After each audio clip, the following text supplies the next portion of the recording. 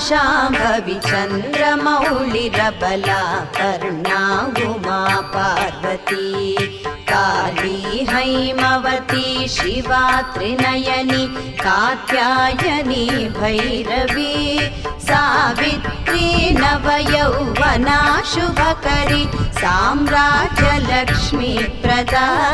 चिद्रूपी परदेवता भगवती श्रीराजराजेश्वरी अम्बा मोहिनी देवता त्रिभुवनी आनन्दसन्दायिनी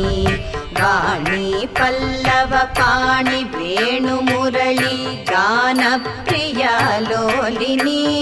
कल्याणी बुडुराजबिम्बवदना धूम्राक्षसंहारिणी चिद्रूपी परदेवता